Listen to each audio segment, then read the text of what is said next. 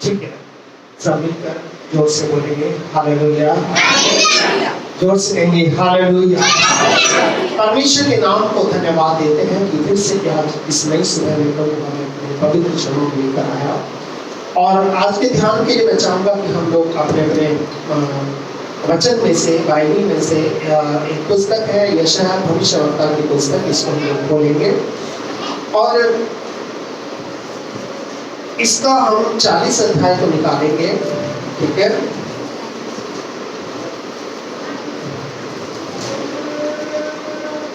और उसका 28 से लेकर 31 वचन तक हम पढ़ेंगे। ठीक है, 40 अध्याय को हम निकालकर उसका 28 से 31 वचन को पढ़ेंगे और इस वचन के ऊपर थोड़े समय के लिए हम लोग ध्यान करेंगे और मनन करेंगे और देखेंगे कि परमेश्वर जो है आज इन वचनों के द्वारा हमसे क्या बोलता है और क्या बात करता है। ठीक है, तो जिसको ये मिल जाए थोड़ा सा हम लोग इसको पढ़ेंगे। सबसे पहले इसको पूरा हम पढ़ देंगे 28 से 31 तक। ठीक है, हाँ, क्या तुम नहीं जानते, क्या तुमने नहीं सुना, यहोवा जो सनातन परमेश्वर और पृथ्वी भर का सृजनहार है, वो ना तो थकता और ना ही श्रमित होता है और उसकी बुद्धि अदम है। वो थके हुओं को बल देता और शक्तिहीन को बहुत सामर्थ्य देता है। और तरुण तो थकते और श्रमित हो जाते हैं और जवान ठोकर खाकर गिरते हैं, परंतु जो यहोवा की बाट जोड़ते हैं वो नया बल प्राप्त करेंगे। वो उकाबों के समान उड़ेंगे, दौड़ेंगे और श्रमित न होंगे और चलेंगे और थकित न होंगे। हालेलुया। परमेश्वर की आशीष उसके वचन पर आए। आइए हम लोग आंख बंद करेंगे, प्रार्थना करेंगे। हमारे सामर्थी परमेश्वर, तेरा वचन कहता है कि तेरे वचनों के खुलने से प्रकाश होता है, जिससे भोले लोग समझ को प्राप्त करते हैं। पिता, अपने वचन के द्वारा प्रभु तू हमसे आज बोल और बातचीत कर। तेरे वचन पर प्रभु तेरी आशीष आए, प्रभु यीशु के नाम से आमीन। परमेश्वर के इस वचन के अंदर बहुत सारी गहरी सच्चाइयों को हम लोग पढ़ते हैं और बाइबल में ऐसे बहुत सारे उदाहरण हैं जो परमेश्वर के लोगों को कैसे जीवन जीना है ये बातें सिखाते हैं। ठीक है, एक बार जब हम मसीह यीशु को ग्रहण करते हैं, उसके पवित्र चरणों में अपने जीवन को देते हैं और उसके नाम से हम बपतिस्मा ले लेते हैं, तो वो परमेश्वर के साथ हमारा जो रिश्ता होता है वो एक ऐसा रिश्ता बन जाता है कि हम अपने परमेश्वर के हो जाते हैं और हम परमेश्वर को, यीशु मसीह को पहन लेते हैं। ठीक है, हम परमेश्वर यीशु मसीह को पहन लेते हैं। उसके बाद पिता की छाप हम पर लगती है और उसकी छाप हम पर लगने का कारण क्या है कि फिर हम अपनी मर्जी से कुछ भी नहीं कर सकते, क्योंकि परमेश्वर जो है हमें मोल ले लेता है, वो खरीद लेता है। और ऐसी परिस्थिति में जब परमेश्वर हमें दुनिया से ले लेता है, मोल ले लेता है, उसके बाद जो है परमेश्वर आपके और मेरे जीवन को संवारना और सुधारना शुरू कर देता है। और वो उस वक्त तक संवारता है और सुधारता है कि जब तक हम उसके स्वरूप में अंश अंश करके बदलते ना जाए और उसके समान ना बन जाए, तब तक वो परमेश्वर हमें संभालता है। क्योंकि उसका वचन कहता है कि अभी हमने पढ़ा है कि तरुण तो थकते और श्रमित होते हैं और जवान ठोकर खाकर गिरते हैं, परंतु जो यहोवा की बाट जोड़ते हैं, हालेलुया, जो यहोवा की बाट जोड़ते हैं, उसका इंतजार करते हैं, उसके लिए सब्र रख करके अपने भविष्य को उसके जीवन में हम लोग तलाश करते हैं। प्रभु का ये वचन हमें बताता है कि हम सब लोगों को जंगली दाखलता से काटा गया है और सच्ची दाखलता के साथ जोड़ा गया है, और हमको अंधकार से छुड़ा करके ज्योति में लाया गया है।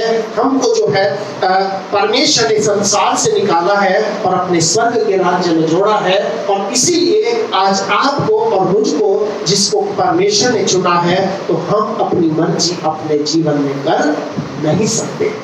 परमेश्वर का वचन बताता है कि मनुष्य चलता तो है लेकिन उसके कदम उसके अधीन नहीं होते। और यहाँ पर परमेश्वर के इस वचन में हम लोग पढ़ते हैं कि थोड़ा 19 अध्याय का 4वां वचन निर्गमन किसी को मिल जाए तो इसको पढ़ देंगे। वहां पर परमेश्वर अपने लोगों के जीवन के बारे में बताता है कि उनके लोगों का जीवन कैसा होता है। लिखा है कि जो यहोवा की बाट जोते हैं वो कैसे होंगे? नया बल प्राप्त करेंगे, उकाबों के समान उड़ेंगे। और उकाब का जो पक्षी है, उकाब जो पक्षी है वो संसार में एक अनोखा पक्षी है। बाइबल में जब किसी चिड़िया का, जब किसी जानवर का या किसी पक्षी का उदाहरण जब दिया जाता है तो वो बहुत ही सोच समझ कर दिया जाता है और उसके पीछे परमेश्वर का एक बहुत अगम्य दिमाग होता है। ठीक है, उसका वचन कहता है कि उसकी बुद्धि क्या है? अगम्य है। मतलब हम उसकी बातों को, उसकी बुद्धि को कई बार समझ नहीं पाते। ठीक है, 19 का 4 किसी को मिल जाए तो थोड़ा पढ़ेंगे। क्या लिखा है? तुमने देखा है कि मैंने मिस्रियों से क्या क्या किया? तुमको मानो उकाब पक्षी के पंखों पर चढ़ाकर अपने पास ले आया हूँ। इसलिए अब यदि तुम निश्चय मेरी मानोगे तो, मेरी वाचा का पालन करोगे तो सब लोगों में से तुम ही मेरा निज धन ठहरोगे। हालेलुया, सब मिलकर बोलेंगे निज धन ठहरेंगे। निज धन का मतलब क्या है कि व्यक्तिगत पैसा। और कोई भी, हर एक व्यक्ति का जो निज धन होता है, अपना पैसा होता है, उसको वो बहुत संभाल करके रखता है। हालेलुया, कोई भी अपने पैसे को गिरने नहीं देता, चाहे वो एक सिक्का हो, चाहे वो बहुत बड़ी रकम हो। कोई नहीं चाहता कि हमारा कोई भी पैसा कहीं पर गिर जाए और वेस्ट हो जाए। बिल्कुल परमेश्वर भी आपके और मेरे जीवन के अंदर इस बात को चाहता है। चाहे आपके जीवन की कीमत परमेश्वर के सामने 1 रुपया है, चाहे 5 रुपए है, चाहे 5 करोड़ है, लेकिन परमेश्वर के अगर आप हाथ में हैं तो परमेश्वर आपको कभी गिरने या खोने नहीं देगा। आपको वो ढूंढ करके ले आएगा। क्योंकि मुझे मालूम है जब हमारा ये मकान बना था, जिस समय ये मकान बना था, बहुत कम मकान यहाँ पर बने थे। उस समय क्या हुआ, सुबह सुबह का टाइम था। मैंने एक बहुत अच्छे, हमारे बगल में रहते हैं, अभी हैं, इसलिए माइक पे बता रहा हूँ, गाँव गए हुए हैं। तो सुबह सुबह वो कुछ नाली के अंदर ढूंढ रहे थे और हाथों से ढूंढ रहे थे। और जैसे मैं बाहर निकलूं, अपना हाथ उठा के पीछे कर ले, मतलब इसको पता न चले कि मैं क्या ढूंढ रहा हूँ। ठीक है, अब जब भी मैं थोड़ा सा बाहर को सिर निकालूं, फिर वो अपना हाथ पीछे करे, और जब मैं अंदर चला जाऊं वो फिर अपना हाथ अंदर करे। मैंने सोचा कि कुछ माजरा है, हो सकता है कुछ चीज खोई गई हो, नाली में कुछ गिर गया हो। मैं उनके पास गया और मैंने उनसे पूछा कि मास्टर जी क्या हो गया? मैंने सोचा कि शायद इनकी वाइफ दूध सुबह लेके आती, हो सकता कान का गिर गया हो, नाक का गिर गया हो, कोई कीमती चीज इसके अंदर गिर गई हो। लेकिन उसके बाद मास्टर जी ने थोड़ा सा हल्के से मेरे से बोला कि भाई ऐसा है, मैं दूध की थैली लेके आ रहा था, मेरे 5 का सिक्का इसमें, 5 के सिक्के के लिए उसने पूरी नाली को, गंदी नाली को क्या कर दिया, खदोड़ दिया। और उसके बाद वो 5 का सिक्का जब उसे मिल गया, अपने हाथ धोए, उस सिक्के को धोया और उठाकर इस सिक्के को अपनी जेब में। आप समझ रहे हैं, एक ऐसा व्यक्ति जिसके पास हजारों रुपए जो तनख्वाह पाता है, जिसके लिए 5 रुपए की कोई है। अगर आपका 5 का सिक्का रास्ते में कहीं गिर जाए तो क्या आप उसे नहीं उठाओगे? पर गंदी नाली में से आज उस परमेश्वर ने आपको और मुझको भी ऐसी गंदी जगह से उठाया है, इस संसार में से, कीचड़ भरे संसार में से उसने दलदल की चीज से हमें निकाल कर और क्या किया है, धोया है। हालेलुया, उसने हमें धोया है और धोने के बाद उसने अपने सिक्के को अपनी जेब के अंदर क्या किया है, हालेलुया। वो परमेश्वर जिसने संसार की भीड़ से आपको चुना है, बाइबल में हम पढ़ते हैं कि उसने हमें दलदल की कीच से उबारा है। एक भजन भी हम गाते हैं कि दलदल की कीच से मुझे उबारा, चट्टान पर खड़ा कर दिया, इसके लिए, तेरे लिए। हालेलुया। मेरे लिए नहीं, किसके लिए खड़ा किया है? उस परमेश्वर के लिए। एक बार जब आप संसार से कट जाते हैं, इस जंगली दाखलता से कट जाते हैं और सच्ची दाखलता में जुड़ जाते हैं और परमेश्वर के पास अंधकार से निकलकर ज्योति में आ जाते हैं, उसके बाद आप अपनी मर्जी अपने जीवन में पूरी नहीं कर सकते। आपके जीवन के अंदर हमेशा परमेश्वर की मर्जी पूरी होती है। आप करो या ना करो, क्योंकि वो आपके कदमों को ऐसी जगह चलाएगा, आपको ऐसे लोगों से मिलाएगा जिसमें हर हाल में आपकी जीवन के द्वारा परमेश्वर की महिमा होगी। हालेलुया। और इसीलिए प्रभु का वचन कहता है, क्या कहता है? यदि तुम मेरी मानोगे, मेरे वाचा का पालन करोगे, तो समस्त पृथ्वी में से तुम मेरे क्या होंगे? निज धन होंगे। हालेलुया। आज परमेश्वर के हाथ में, आज परमेश्वर के पास में हम परमेश्वर का निज धन है और इस निज धन को हर एक आदमी अपने पैसे को किसी काम में लगाता है जहां पर वो बढ़े। आज लोग अपना पैसा कहां लगाते हैं? बैंक में, ताकि वो बढ़े। ठीक है, लोग बिजनेस में अपना पैसा लगाते हैं ताकि वो बढ़े। कोई भी अपना पैसा वहां नहीं लगाएगा जहां पर वो घटे। हालेलुया। और इसीलिए प्रभु का वचन कहता है, समस्त पृथ्वी में तुम मेरे क्या ठहरोगे? निज धन ठहरोगे। और बाइबल में कई बार लिखा है कि जो यहोवा पर भरोसा रखते हैं वो कैसे हैं? जो परमेश्वर की बाट जोड़ते हैं, वो नया बल प्राप्त करेंगे। और क्या करेंगे? नया बल प्राप्त करने के बाद वो उकाबों के समान उड़ेंगे।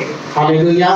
बाइबल में उकाब एक ऐसा पक्षी है जो बहुत ही विचित्र पक्षी है। ठीक है, ये उकाब पक्षी जो है, इस्राएल के अंदर जो उकाब मिलता है, यानी कि जो बाज पाया जाता है, उसको बोलते हैं गोल्डन ईगल। क्या बोलते हैं? Golden eagle. गोल्डन ईगल का मतलब एक सुनहरा बाज।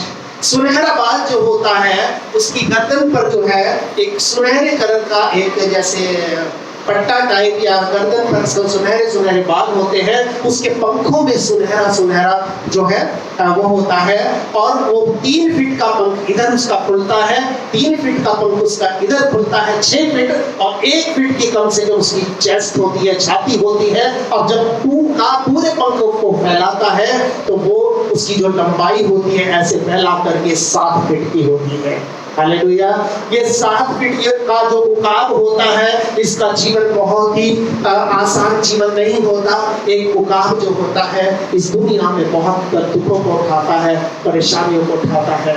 ये उकाब जो है, एक समय आता है कि जिस समय ये उकाब की जवानी नहीं होती है, सबसे पहले क्या होता है?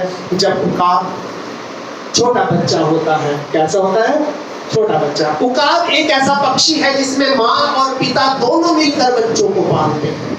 माँ और पिता दोनों मिलकर बच्चों को पालते हैं। क्योंकि आपने बहुत सारे पक्षी देखे होंगे, कबूतर तो उड़ जाता है, कबूतरी के गले बेचारे बच्चे पड़ जाते हैं, वही खाना ला के देगी, वही पानी ला के देगी। ऐसे कौवा होता है। सारे पक्षी ऐसे होते हैं कि वो फिर उड़ जाते हैं, वो उनको बच्चों की चिंता नहीं होती।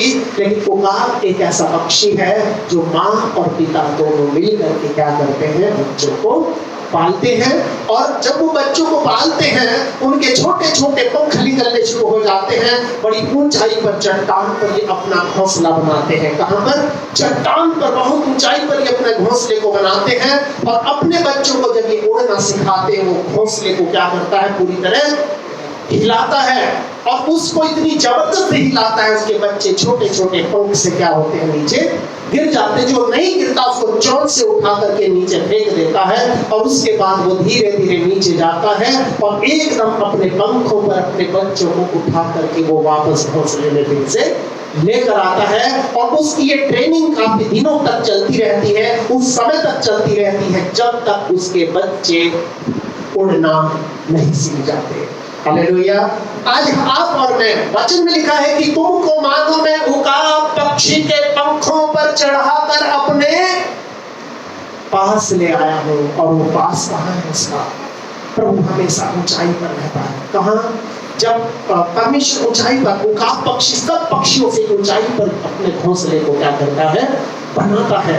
और ये छोटे छोटे जो बच्चे होते हैं, जब ये बड़े हो जाते हैं, उसके बाद ये माता पिता चोंच मार मार कर इन बच्चों को घोंसले से क्या करते हैं, भगा देते हैं, इनको भगा देते हैं। बच्चे भागना नहीं चाहते, लेकिन वो चोंच मारकर उसे घर से बाहर निकाल देते हैं। क्यों? क्योंकि उकाब चाहता है कि उसके पक्षी अपनी नई जिंदगी को बसाएं और अपने अपने लिए खुद से डिपेंड हो। ये माँ बाप पर डिपेंड नहीं होना चाहिए। इसलिए उकाब पक्षी अपने बच्चों को घर से बाहर निकालता है, और वो समय जब उकाब के जीवन में होता है, ये 30 साल तक कैसे ना इधर उधर करके चोरी छिपे करके अपने माँ बाप से मिलता रहता है, घर पर आता रहता है। फिर एक दिन फाइनल होता है कि माँ बाप और सब पूरा परिवार मिल करके इसको क्या करता है, चोंच मार मार के घायल करके इसको ऐसा घर से भगाता है कि फिर ये दोबारा लौट कर अपने घर में नहीं आता। और वो जो समय होता है, ये 30 साल की समय में होता है, और ये 30 साल की उम्र में उसके साथ ऐसा होता है, क्योंकि उकाब की जो उम्र होती है पूरी 70 साल होती है, किसी की 75 साल होती है, किसी की 80 साल तक होती है। गोल्डन ईगल की जो उम्र होती है 85 साल होती है, ठीक है। और इसलिए ये उकाब का जो पक्षी होता है, ये इसके घर वाले इसको घर से बाहर निकाल देते हैं, और ये बेचारा कहीं दूर जाकर के जंगल के अंदर दुख मनाता है। इसको घर को छोड़ने का, अपने परिवार को छोड़ने का, अपने लोगों को छोड़ने का इतना दुख होता है कि ये बहुत ज्यादा उस समय परेशान होता है, और ये जंगल में अकेला पड़ जाता है। और उस समय ये क्या इतना दुखी होता है, ये मार मार के पत्थर में अपनी चोंच को तोड़ लेता है, ये पूरे अपने पंखों को उखाड़ लेता है, और इसके पंजे जो होते हैं उनको ये तोड़ देता है। और उस समय इसको जो ना भूखा रहता है, ये प्यासा रहता है, बहुत कमजोर सा हो जाता है, और उस समय में जो है ये दुख को मनाता है। करीब करीब जो है 40 दिन तक इसकी हालत ऐसी हो जाती है कि जो देखने वाली हालत होती है, इसके अंदर शक्ति नहीं रहती, इसके अंदर सामर्थ्य नहीं रहती, क्योंकि ये पुराने जीवन को याद करता रहता है, ये पुराने जीवन में लौटना चाहता है, लेकिन वहां पर वो परिवार वाले इसको पुराने जीवन में लौट के देना नहीं चाहते। उसके बाद धीरे धीरे क्या होता है, इस उकाब की जो ऐसी परिस्थिति में, इस उकाब के ऐसे परिस्थिति में इसको जिस समय इसकी ताकत खराब होती है, जिस समय इसकी शक्ति खत्म होती है, एक उकाब मादा इसको मिलती है, और वो ला करके इसको क्या देती है, भोजन देती है। आपने दुनिया में देखा होगा, जो अच्छे सुंदर लोग हैं उनकी सब लोग सेवा करते हैं, सुंदर पक्षियों की सब सेवा करते हैं, लेकिन एक उकाब जिसका रूप भी खराब हो गया है, जिसके पंख भी नोचे गए हैं, सब कुछ खत्म हो जाता है, उस पक्षी के जीवन में एक आशा की उम्मीद आती है। एक मादा जो है उसको क्या करती है, उसको खाना लाके फिर धीरे धीरे उसकी चोंच उगने लगती है, धीरे धीरे उसकी चोंच उगने लगती है, और चोंच के साथ साथ उसके धीरे धीरे छोटे छोटे बाल भी आने शुरू हो जाते हैं। उसका मन क्या होता है, आनंद से भर जाता है, और उसके मन में खुशी आती है। पैरों के पंजे, उसके नाखून बढ़ने शुरू हो जाते हैं। उसके बाद फिर जो है वो उकाब इतना सुंदर हो जाता है। बाइबल में लिखा है कि तेरी जिससे, भजन संहिता 103 के 5 वचन को अगर पढ़े, वहां पर लिखा है कि जिससे तेरी जवानी उकाब के समान नई हो जाती है। हालेलुया। वो जवानी क्या नहीं हो जाती, उसके पंख इतने सुंदर हो जाते हैं, उसकी चोंच, उसका ताकत इतनी सुंदर हो जाता है। और उकाब एक ऐसा पक्षी है जो बकरी के बच्चे को भी उठा करके आसमान में उड़ सकता है। एक बकरी को उठा करके भी वो आसमान में उड़ सकता है, कि अपने वजन से कई गुना वजन की चीजें ले जाने की क्षमता इसके अंदर होती है। और ये पक्षी जो है उसके बाद क्या होता है, इसकी जवानी उकाब के समान नहीं हो जाती है। उसके बाद इसका एक बड़ा बल आ जाता है, और उसके बाद फिर जो है उस मादा के साथ ये क्या बनाता है, अपने घोंसले को बनाता है। और जीवन में उकाब हमेशा ध्यान रखना, वो एक ही मादा के साथ रहता है जब तक वो जीवित है, और उसके साथ वो घोंसले को ऊपर बनाता है, उसने अपने बच्चों को देता है, और वो अपने बच्चे को ध्यान रखता है, और इस प्रकार से ये अपने जीवन को शुरू करता है। इसका जीवन आसान नहीं होता। 30 साल की उम्र में जब ये घर से बाहर निकलता है, ये चाहता है कि मैं, इतना दुखी से होता है कि शायद मैं अपने आप को मार दूं, अपनी चोंच तोड़ देता है, पंखों को तोड़ देता है। और ऐसी परिस्थिति में जब उकाब के समान संसार को छोड़कर हम लोग प्रभु के पास आते हैं, हमारी हालत बड़ी खराब हो जाती है। कई बार लोग हमें ताना मार लेते हैं, हमारे अपने घर वाले हमें घर से बाहर निकाल देते हैं। बहुत सारे तिरस्कार को, बहुत सारे अपमान को आज आपको हमको सहना पड़ता है। वो क्यों सहना पड़ता है? क्योंकि उसके बाद प्रभु चाहता है कि हम मसीह में एक नए जीवन को बसाएं, मसीह में हम एक नई दुनिया को बसाएं। और ये उकाब जो है, ये एक ऐसा पक्षी है, इसके वचन के अंदर अभी हमने पढ़ा कि तरुण तो थकते और श्रमित होते हैं, और जो जवान ठोकर खा करके भी गिर सकते हैं, परंतु जो यहोवा की बाट जोहते हैं वे नया बल प्राप्त करेंगे। इसका मतलब वो परमेश्वर का वचन कहता है कि परमेश्वर ने कैसे किया था उकाब, वो कह रहा है कि मैं तुम्हें मानो उकाब के पंखों पर, यानी कि वो परमेश्वर भी उकाब के समान हमारे जीवन में काम करता है। और जब तक काम करता है, जब तक हम उकाब के समान नहीं बन जाते। हालेलुया। हमें एक उकाब के समान बनना है, अपनी ताकत को, अपनी शक्ति को परमेश्वर के वचन के अंदर हम थोड़ा सा पढ़ते हैं। यशायाह 46 का 11 थोड़ा पढ़ देंगे, किसी को मिल जाए।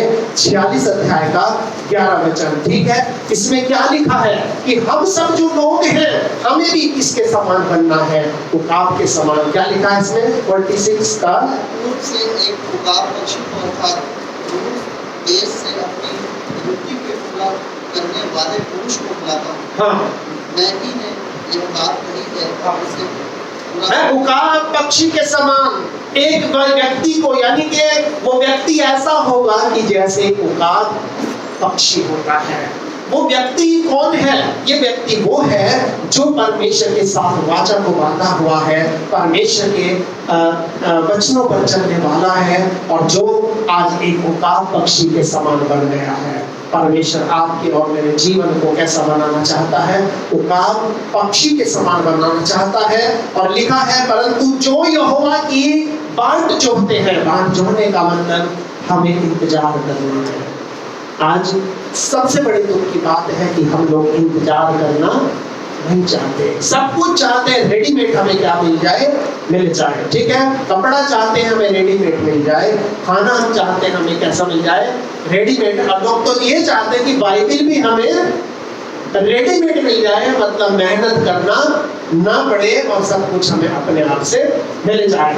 हम लोग बाट जोड़ना नहीं चाहते। कई चीजों में हम बड़ी बाट जोड़ते हैं, लेकिन जब प्रभु के सामने बाट जोड़ने की बात आती है तो हम पीछे हट जाते हैं। हमें ट्रेन में जाना पड़ता है, ट्रेन स्टेशन जाना पड़ता है, हम आधा घंटा पहले जाकर के बैठ जाते हैं। ट्रेन अगर लेट भी होगी तो भी हम उसकी बाट जोड़ते हैं।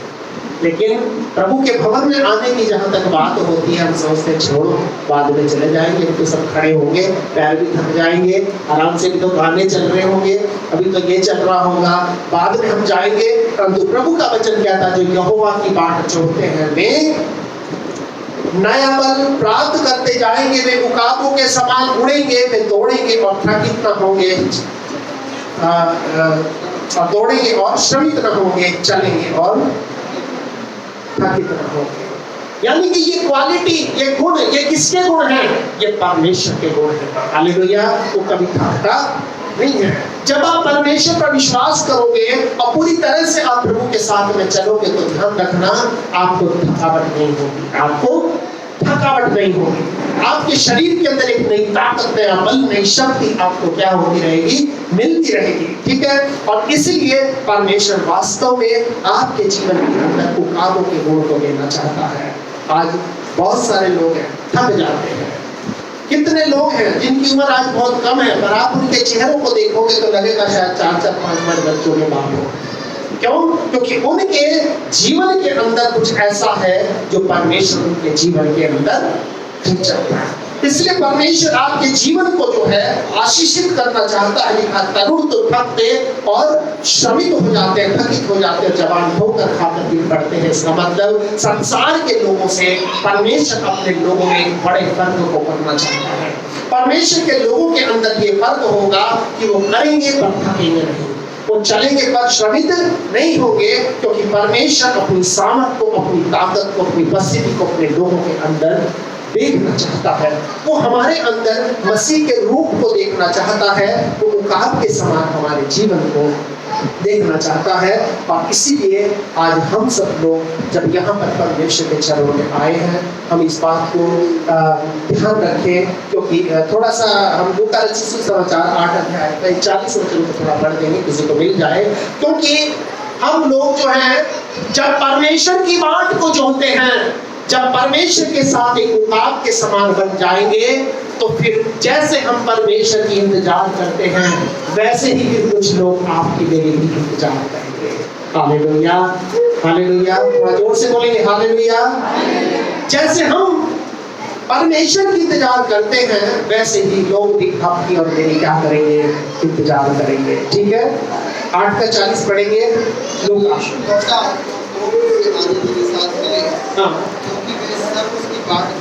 क्योंकि वे सब उसकी क्या कर रहे थे, बाट जो रहे थे। किसकी बाट जो रहे थे? यीशु मसीह की बाट जो रहे थे। और परमेश्वर ये चाहता है कि जैसे यीशु की लोग बाट जो रहे थे, वो हमें ऐसी आशीष से, ऐसी सामर्थ, अच्छी शक्ति से भरना चाहता है कि लोग भी अपने घरों में, अपने परिवारों में आपकी मेरी बाट को जोड़ेंगे, आपका मेरा इंतजार करेंगे। उनको मालूम है कि जब वो व्यक्ति आएगा तो वो व्यक्ति नहीं, परमेश्वर हमारे घर में आएगा। हालेलुया। और जब परमेश्वर किसी के घर में जाता है तो परमेश्वर हर एक बंधनों को, बाधाओं को क्या करता है, तोड़ता है और उनको वो नया बल प्रदान करने की सामर्थ और शक्ति देता है। ठीक है, और यशायाह 25 का 9 भी कोई पढ़ देगा। यशायाह की पुस्तक 25 का 9 किसको मिल जाए? हाँ, यहाँ पर भी बहुत अच्छा लिखा है।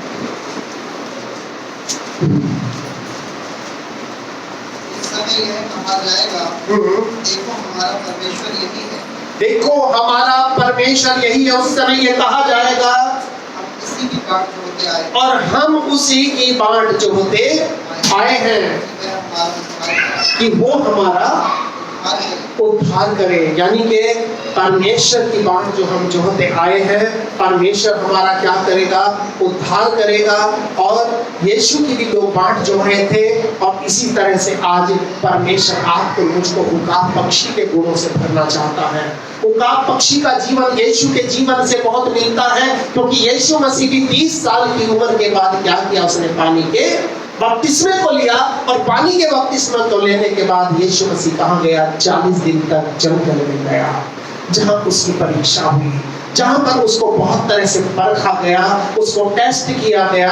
और उसी प्रकार से आपके मेरे जीवन में भी ये समय आता है कि जब हम बपतिस्मा लेते हैं तो इसका मतलब ये नहीं कि हम चट्टान पर चढ़ जाते हैं, नहीं। परमेश्वर उसके बाद क्या करता है, हमारे जीवन में अपना असली काम शुरू करता है। बाइबल में अभी हमने पढ़ा था कि परमेश्वर जो है संकट के समय में क्या करेगा, हमें सहारा देगा, संकट दूर नहीं करेगा। और जब तक दूर नहीं करेगा, जब तक हमारी जो जवानी है, हमारी ताकत है, हमारी शक्ति है, वो उकाब के समान नहीं हो जाती। हालेलुया। परमेश्वर आपको और हमको अपनी सामर्थ और अपनी उपस्थिति से भरना चाहता है। उसके लोग उकाब पक्षी के समान हैं। और एक आखिरी वचन हम पढ़ेंगे, रोमियो की पत्री उसका 8 अध्याय और उसका 19 वचन को हम पढ़ेंगे, और इसको पढ़ने के बाद हम लोग जो है बंद करेंगे। यहाँ पर परमेश्वर के वचन के अंदर लिखा है, क्या लिखा है? 8 का 19, रोमियो 8 अध्याय का 19 वचन। हाँ, क्योंकि सृष्टि बड़ी आशा भरी दृष्टि से परमेश्वर के पुत्रों के प्रकट होने की बात जो नहीं है। ये पूरी की पूरी दुनिया जो है आज परमेश्वर की पुत्रों की, यानी कि इंग्लिश बाइबल में लिखा है, ये पूरी की पूरी जो क्रिएशन है परमेश्वर की संतानों के प्रकट होने की क्या जो रही है, बात जो रही है। ठीक है, कोई चीज किसी जगह पर बन रही है, कुछ लोग उसका इंतजार कर रहे हैं। कई बार आपके किचन में रोटी बनती है, बाहर कुछ लोग हैं जो थाली लिए हुए उसका इंतजार कर रहे हैं। अब वो रोटी सबसे पहले किसे मिलेगी, ये डिपेंड ये करता है कि बनाने वाला वो सबसे पहले किसकी थाली में रखता है।